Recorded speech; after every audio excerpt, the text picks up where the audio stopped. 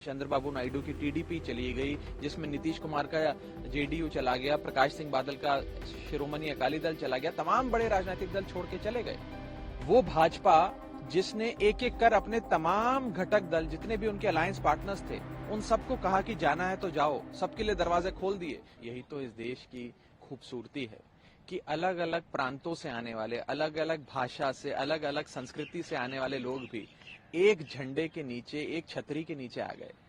और आए क्यों हैं? मकसद सिर्फ एक ही है कि इस देश को महंगाई, बेरोजगारी से छुटकारा दिलाना। और एक ऐसी निकम्मी सरकार जो केंद्र में है, जिसने पिछले 9 सालों में कोई काम नहीं किया, सिर्फ ब्रांडिंग, इवेंट्स और एंटरटेनमेंट देने का काम किया, वास्तव में देश के आम आदमी की जिंदगी बेहतर करने का काम नहीं किया। उस सरकार से देश को छुटकारा दिलाया जाए। और जो मोटे मोटे तौर पे आप देखिए, जो भी 27-28 दल साथ आए, जिनका एक अलायंस बना है जिसका नाम इंडिया है, Indian national developmental inclusive alliance. ये अलायंस देखकर बीजेपी इतना घबरा गई है, इतना डर गई है कि वो बीजेपी जिसने 2014 से लेकर 2023 तक पिछले 9 सालों में एनडीए की एक भी बैठक नहीं बुलाई, वो मजबूर हो गई बैठक बुलाने के लिए।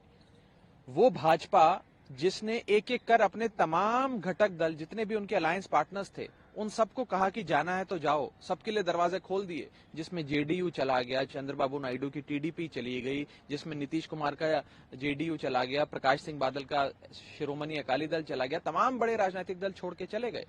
आज उसी बीजेपी को इतना डर सता रहा है कि अब उन्हें अपना कुनबा बढ़ाने के लिए छोटी छोटी पार्टियों को जोड़ना पड़ रहा है। कुछ 38 पार्टियां शायद जोड़ी हैं, जिसमें से मुझे लगता है कोई 32 पार्टियों का तो नाम भी हमने आज तक नहीं सुना कभी।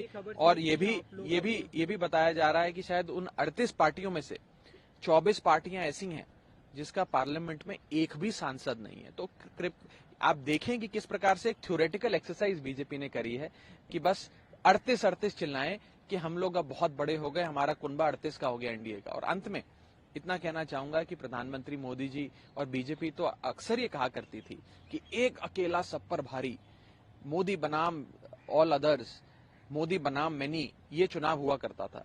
आज बीजेपी ये नहीं कह रही एक अकेला सब पर भारी, आज उन्हें भी अपने अलायंस पार्टनर्स की, घटक दल की जरूरत पड़ गई। अब ये चुनाव एनडीए वर्सेस इंडिया हो गया है, इंडिया वर्सेस एनडीए हो गया है।